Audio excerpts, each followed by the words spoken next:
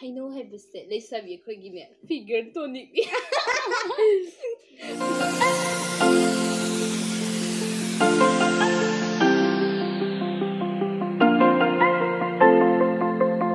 Hi guys and good morning and welcome back to my channel.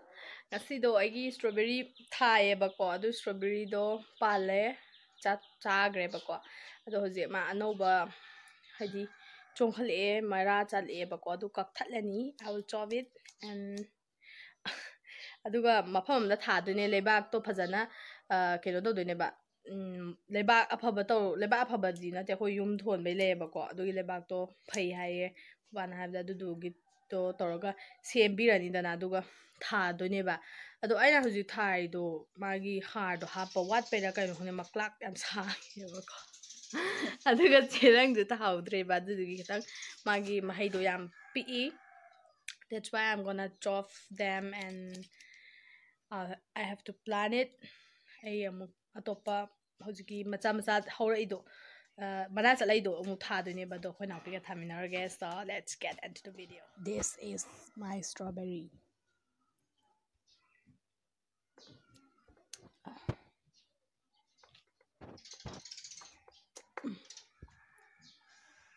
Amma do tindore kwa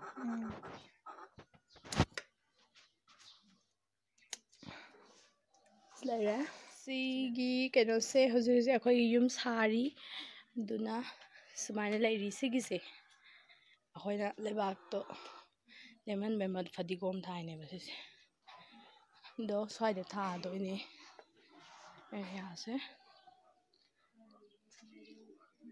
sinna daskus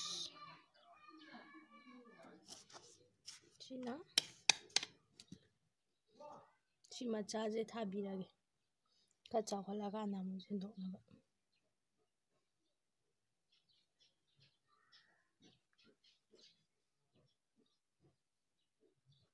mana aje khuljan ngade patkani ne khaire kai nu na simasu kalki mara ka pado leba ka mo thabi to ne do leba ko sai ma khong cha dre ba masman thabi ni sisina se thai sisina mint nikila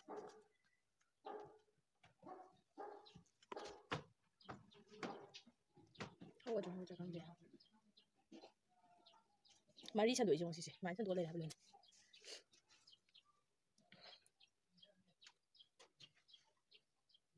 nung sa phang zarani sisi sai na nung jala nung zo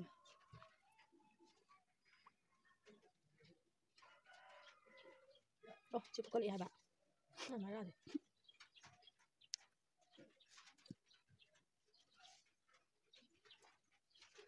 mai thabi ni Jesus mai thabi ni uga da si ja ko ba na ni na chong khala kan da hawrak te ka ani jala ba lo butuh Manam sa palan. Sina kai no tuli sina. Sa we hisabi ha. This is sampra. Sampra rose. Unta lagi. Sina daskus sagai sabi ni sole lama. Yum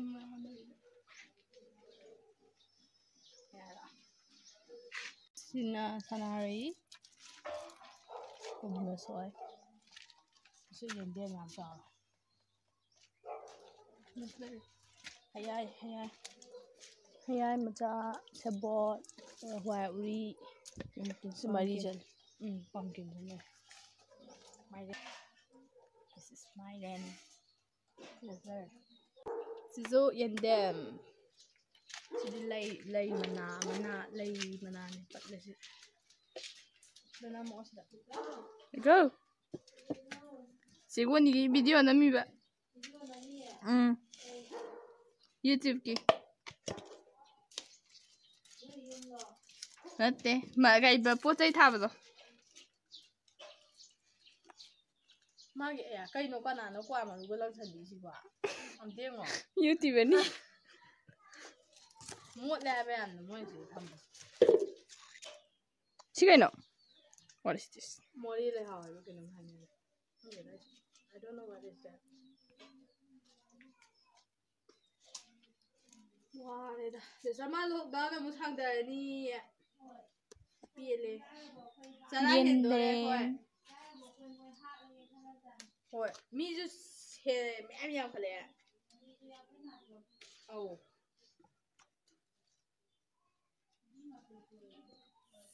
Sina hayai kumana jong khatla ini sise thaba ne ba maru charaga thajin ba do chamthoga mang dabida ko duga sisina champra ne champra mana je khara di tinna cha thoe to do sise jingi jai bi do ne do sina dragon fruit ko ban thai ne stain ga tor thai re khajin lo stain ga tor sembi re magi climb taw nam do wall ma da thari phaga da ba ne ba siru dro ba ne do si chong khala ini hoji siga si chong khala ini sina sana ai myam thare sina sebot la khungrum la khangde aw sina mo atek mo macha pa le to mo macha myam pa le myam to sina chalo to mo pa le su pa le de sui sogri ne sogri cha thokte pamu da nam thamme ahum mari tak aina cha hoi cha bai man bai du da ne kero doksen bane ba sise thajin ba aina adu ko myam chong khale na nong chu ba du aduga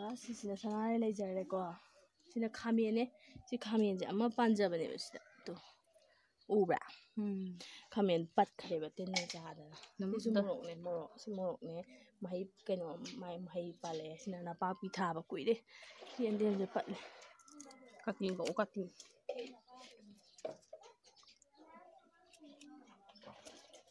sina pa pi le re ko de si su sanare ne bang do hoye ko sai da lai du tha be gi ko pe to sina khamen macha do ama ko la ga kha bi do ko la cha na do ama tang phanjam ne green oram ne maru law na ba hektok tre sisu yende macha ne yende suma lai na traga injak apat pa je moi gi makhong na happy bisam phai ba kai no da phai ai je mai gi kai ani fertile hele ba le bak se ko sina lai macha do se jum to so singre lo do ga sise ko bi ma soi tha ja ba ko bi cha ba gi makhok lem ba do ko ma ni jen ba hawrak pe wan ma soi ole to ko bi ma soi sisi di kai ham no khangde kai ta khele anga bi oi do ne si red oi se ta khele anga oi do duka yendem hawe si yendem ne sina hawai ja mana aduga dum na ba do that's it do mayam ai huji iruja thogore taksa thoe aduga makeup katang to khla simple highlighter katang tare blush tare lipstick tare cream nam tare that's it aduga tada I've cut my hair short look at my hair ai some do yamna phatre adugi aina kakthakre si ba sai ba thamme some kakthakre ai some do yeah this is sabu thamme do azu ke do no hangde nongju tari tore yin si ko me nong kha chuwa hore atia je mamme amna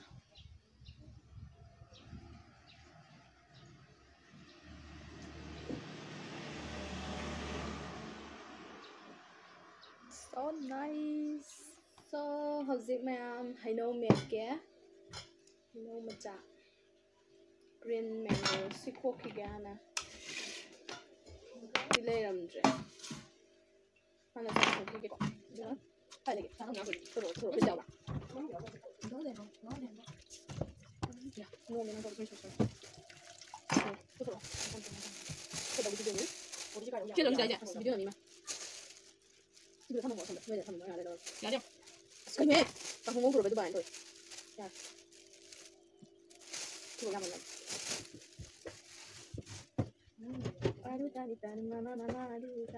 会的办法会的办法用你这个别人也来我不是进他也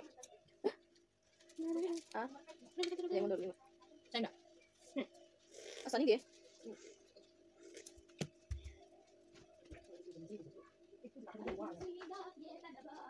Aibu Hinkoda Mango Sang bạ chứ mình đâu rồi khi nghe mấy hai giờ chạy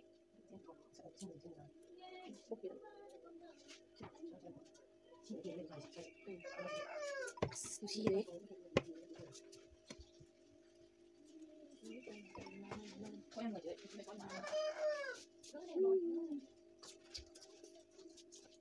rồi đó nó cũng nghe dùng chuyện là chuyện đầu này dùng lên làm ai chi rồi được một loại tiệc này nhà này xin được ra amma mà cũng xin được cái ai ba mà tao rồi xin được mà thằng dân mà thằng này xin được mà rồi không làm nung see that mint thôi cái đó nó làm ngắn lên yeah that's better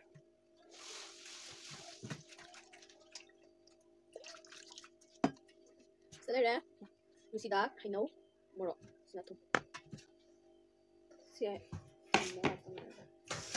anh là recipe rồi cái ní đó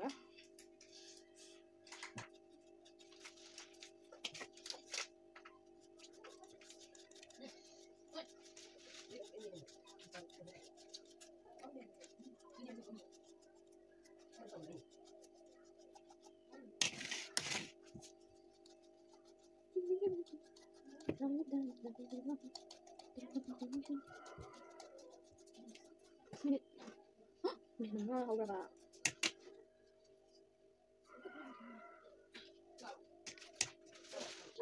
so guys so Heinw dễ thông luôn là bằng làm nó Hàn Quốc mình có Heinw thế Heinw dễ sẽ đây rồi anh sẽ đây nó sẽ rồi được cái nó một cái không phải chi vậy nhỉ 내가 뭐 이제 애기 좀 받아 먹는 거야. 이들 오이나는 거야. 야, 이들 싸다 또 올려. 뭐 산지 없지. 아, 이거 먹겠네. 야, 그러면 아니 뭔가 먹어 전에. 뭐 어디 그냥 하고 가네. 진짜 그래. preparation. 너 진짜 이거. 바나나. 네. 성공해 나오고 지금 나오나. 재미잖아 이거. 야, 이 비디오 잡이. 미안해. 이거 사. 이거 하봐 해서. 뭐는 게?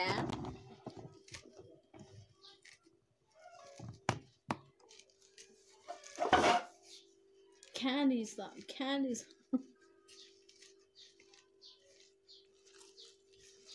가수잼이 무시다.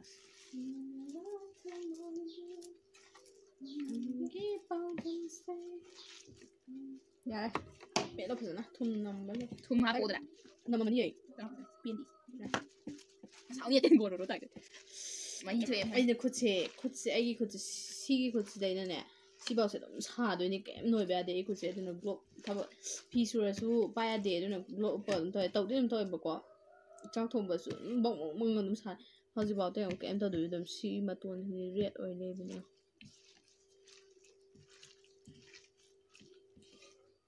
소위부터 와야 되시네. 그러니까 SDI는 그만아. 그래 더게는 자게는 더가 또 인. 우리 그 잔도 야래 내가 여기 비행 벌어서 so guys 거의 시카땅을 하우래 얌얌데도 잘하게 하고 있네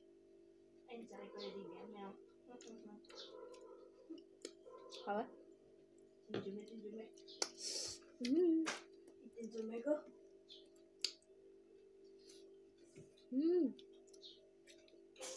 왜? Anh ngờ xin là ham này, cái núi nó dày gì hay nào mình phải giải, khi mình nè, mà giải cái thôi, mà giải đi mình được giải mình xin mà khai gì, mà đi hàn giải mình được không? Mà thật là gì? Ai, mình có là bữa này, có quên không? Nhau qua đây năng được.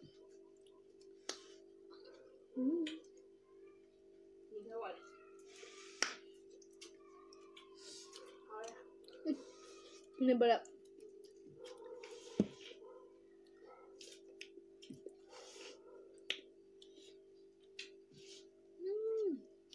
Cứ xả mình không mất tần này.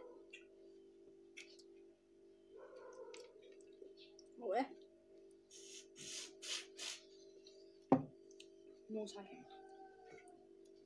ꯌꯥꯝ ꯁꯥꯏ ꯑꯩ ꯁꯥꯏꯗꯕꯤ ꯌꯣꯠꯂꯤꯅꯦ ꯍꯥꯏꯕ ꯑꯗ ꯌꯥꯛꯀꯨꯝꯗꯣꯏꯅꯦ ꯌꯣꯠꯄ ꯌꯥꯝ ꯍꯥꯎꯕꯅꯤ ꯃꯍꯥꯎꯗꯤ ꯈꯪꯗ꯭ꯔꯦ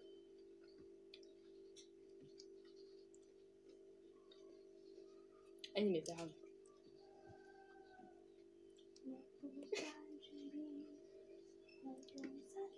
ꯌꯥꯝ ꯃꯣꯇꯦꯜ ꯆꯥꯁꯜꯂꯨꯁꯦ ꯁꯥ ꯌꯥꯝ ꯐꯖꯩ ꯅꯤꯡꯀꯥꯎꯅꯦ ꯑꯩ ꯇꯜꯂꯦ ꯑꯗꯨꯝ ꯊꯤꯖꯒꯦ ꯃꯩꯗꯨ ꯇꯪꯊꯣꯛꯑꯣ ꯌꯥꯡ ꯀꯪꯅꯕ ꯗꯥꯏꯂꯣꯛꯇꯣ ꯑꯝꯇ ꯍꯥꯏꯔꯛꯑꯣ ꯍꯩꯅꯧ ꯍꯥꯏꯕꯁꯦ ꯂꯩꯁꯥꯕꯤ ꯑꯩꯈꯣꯏꯒꯤꯅꯦ ꯐꯤꯒꯔ ꯇꯣꯅꯤꯛ ꯐꯤꯒꯔ ꯇꯣꯅꯤꯛ ꯍꯥꯏꯕ ꯐꯤꯒꯔ ꯇꯣꯛꯁꯤꯛ ꯍꯥꯏꯕ ꯇꯣꯅꯤꯛ ꯍꯥꯏꯗꯅ ꯇꯣꯅꯤꯛ ꯍꯥꯏꯕ꯭ꯔꯥ ꯀꯩꯅꯣ ꯍꯥꯏꯕ ꯈꯪꯗꯦ ꯑꯩꯁꯨ ꯑꯕꯤꯅꯥꯝꯅ ꯍꯥꯏꯃꯤꯟꯅꯩ ꯑꯕꯤꯅꯥꯝꯗ ꯑꯗꯨꯁꯨ ꯏꯆꯦꯇꯣꯟꯗ ꯃꯌꯥꯝ ꯃꯔꯤ ꯆꯠꯀꯦ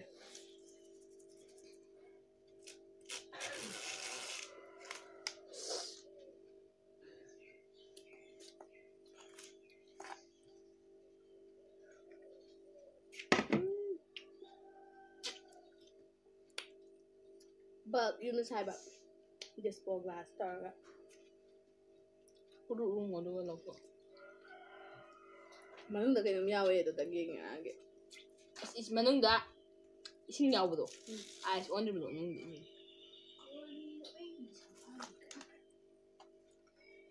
ꯑꯣ ꯁꯤꯒꯤ ꯃꯅꯨꯡꯁꯤꯗ ꯐꯖꯩ ꯌꯥꯝꯅ ꯌꯦꯡꯉꯣ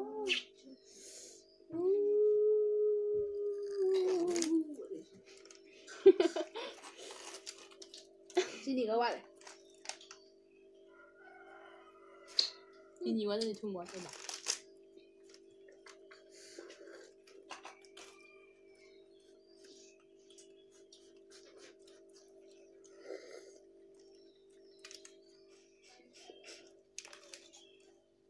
ꯑꯩ ꯃꯍꯤ ꯑꯣꯏꯅ ꯊꯛꯄꯅ ꯍꯥꯎꯋꯦ ꯂꯣꯏꯁꯤꯜꯂꯒꯦ Thank you guys for watching my videos till end, and please don't forget to like, share, subscribe, comment down, and yeah, bye guys.